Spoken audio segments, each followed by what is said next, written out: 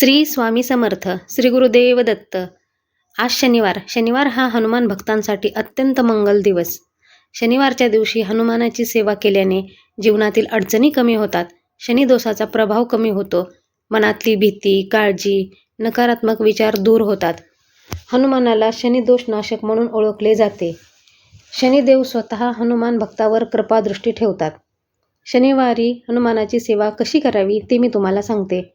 हनुमान चालीसा पठण करावे. शनिवारी सकाळ सायंकाळ हनुमान चालीसा म्हणणे अत्यंत फलदायक आहे. याने भीती, त्रास आणि शनीचा प्रभाव कमी होतो.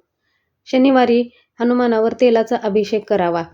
हनुमानाच्या मूर्तीवर तिळाचे तेल किंवा सरसोचे तेल चढवून शुभ मानले जाते. याने मनातील ताण, ताप आणि दुःख कमी व्हायला मदत होते.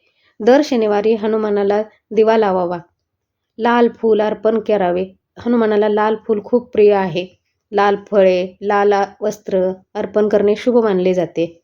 हनुमानाला गूळ, चणे नैवेद्य. गूळ आणि भाजलेले चणे हे हनुमानाचे अत्यंत आवडते आहे. शनिवारी हा नैवेद्य अर्पण केल्याने घरात सकारात्मक ऊर्जा वाढते. रामनामाचा जप करावा. हनुमानाला सर्वात प्रिय श्रीराम जय राम जय जय राम असा जप आहे. हा जप केल्याने आपले मन शांत होते आणि हनुमानाची कृपा लाभते.